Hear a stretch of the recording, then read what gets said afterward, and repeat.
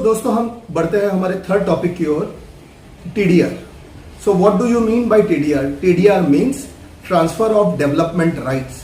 So what does this transfer of development right means? It means making available certain amount of additional built up area against the land handed over by the landowner to government authorities so that he can use the extra built up area for himself or he can transfer it to another in need against the agreed sum of money. Transfer of development right is a zoning technique.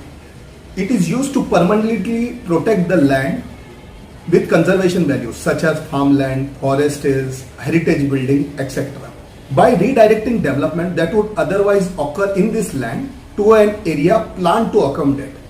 दोस्तों ये TDR का concept समझाने के लिए अगर मैं तुम्हें एक एग्जांपल देना चाहूँ तो अगर मेरे पास समझिए एक 1000 स्क्वायर मीटर का लैंड है जिसके सामने से एक 9 मीटर का रोड जा रहा है और गवर्नमेंट ने उस रोड का विड्थ एक्सटेंड करने का सोचा है जिसके कारण मेरे प्लॉट का 200 स्क्वायर मीटर का लैंड गवर्नमेंट एक्वायर करना चाह रही है। सो गवर्नमेंट क्या करेगी, वो 200 स्क्वायर मीटर का जो लैंड एक्वायर किया है उसके अगेंस्ट में 200 स्क्वायर मीटर का डीआरसी मुझे देगी जिसे कहते हैं डेवलपमेंट राइट सर्टिफिकेट। अब ये डेवलपमेंट राइट सर्टिफिकेट या तो मैं अपने प्लॉट पे यूज कर सकता हूँ या मैं वो किसी और को बेच सकता हूँ। मान लो 1000 स्क्वायर मीटर के अगेंस्ट में मेरा एफएसआई है 1.5 और मेरा टोटल कंस्ट्रक्शन एरिया बनता है 15,000 स्क्वायर फीट। अब मेरे पास जो 15,000 स्क्वायर मीटर का कंस्ट्रक्शन एरिया है उसमें मैं क्या करूंगा, ये 200 स्क्वायर मीटर का जो मुझे डीआरसी मिला है वो ऐड करूंगा। डीआरसी का 200 स्क्वायर मीटर इंटू 1.5 एफएसआई का मतलब मुझे 300 स्क्वायर फीट एक्स्ट्रा मिल गया। तो टोटल मेरा 15,000 स्क्वायर मीटर का जो कंस्ट्रक्शन एरिया है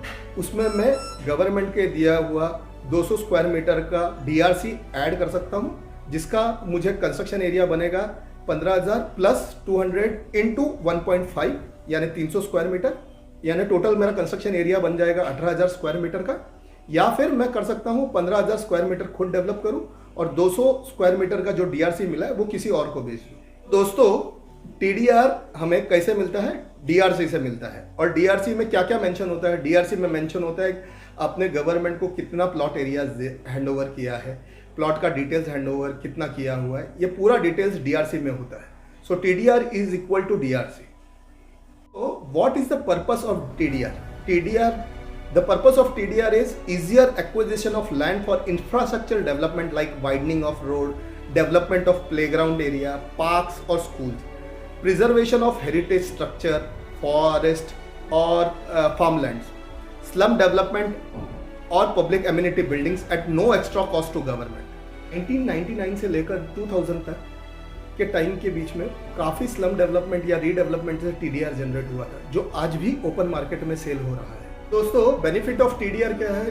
so first thing is easy acquisition of land. अगर गवर्नमेंट कोई भी प्रोजेक्ट करना चाहे तो उसको लैंड खरीदना नहीं पड़ता और लैंड ओनर भी खुशी खुशी अपनी लैंड दे देता है। सो क्योंकि उसे मार्केट वैल्यू के हिसाब से टीडीआर मिल जाता है। TDR is tradable in open market. TDR promotes development of suburban areas and removes pressure from high density areas. दोस्तों ये TDR यूटिलाइजेशन में कुछ रेस्ट्रिक्शंस भी है। अब ये रेस्ट्रिक्शंस क्या क्या है ये मैं आपको बताता हूँ।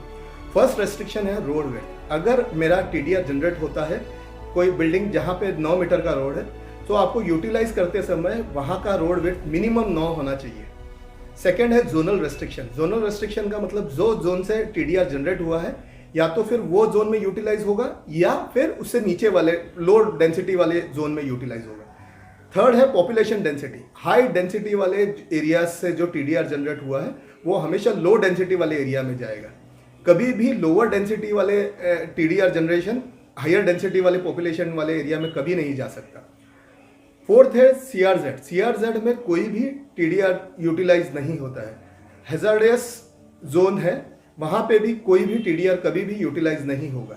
लास्ट एंड फॉरमोस्ट है कोई भी टीडीआर का वैलिडिटी होता है 5 इयर्स और उसके बाद अगले 5 इयर्स के लिए उसको रीवैलिडेट करना होता है जो यूटिलाइजेशन के लिए काफी इंपॉर्टेंट है। दोस्तों जो मैंने आज टॉपिक लिया था मुझे लगता है आपको काफी हद तक क्लियर हुआ होगा।